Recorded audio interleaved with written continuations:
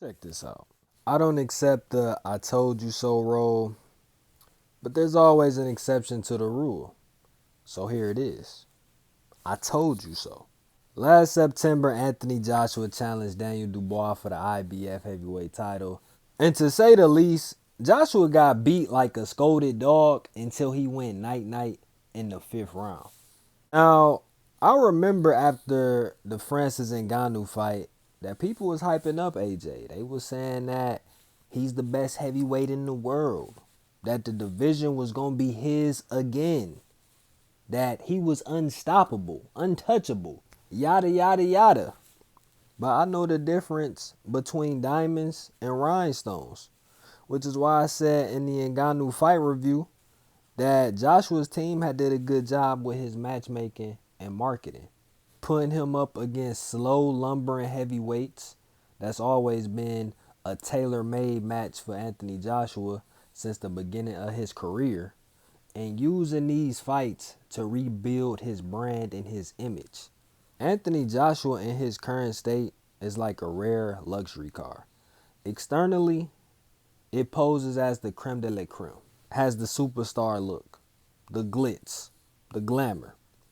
But when you look into the interior, you find that the engine needs replacement, that the brakes squeak, that the odometer reads numbers that reach the six figures. Yet the car dealer is trying to sell it as if it's brand new, but in reality, it's a lemon. Anthony Joshua's time as an elite level fighter is over. And with these new vehicles being pushed and manufactured out, I don't see too many that he can beat off the line. Joshua isn't the same fighter that he was when he fought Vladimir Klitschko, which ironically enough, Joshua regressed as a fighter following that fight. Joshua stagnated as a fighter, and all that got exposed when he fought Andy Ruiz for the first time.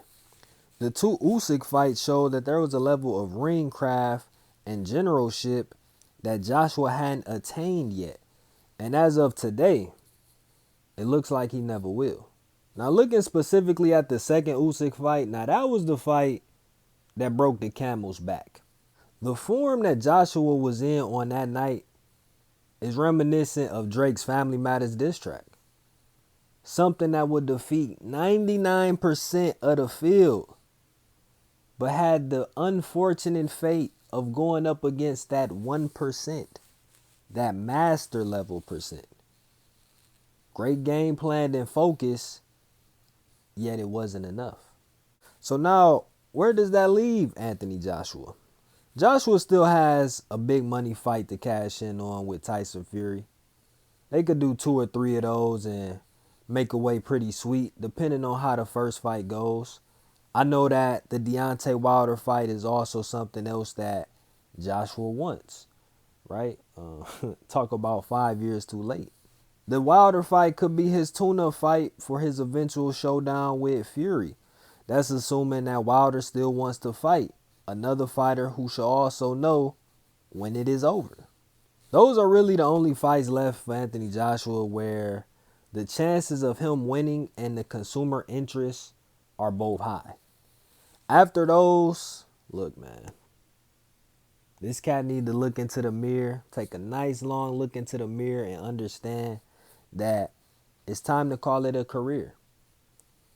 Recently, I just seen Martin Bakoli call out Joshua. Yeah, look, man, that's something at this stage of his career, this stage of his life, that man needs to stay away from fights like that. If Joshua thought the Daniel Dubois beating was bad, him fighting Martin Bakoli is not worth it, dog. Sometimes the juice is just not worth the squeeze.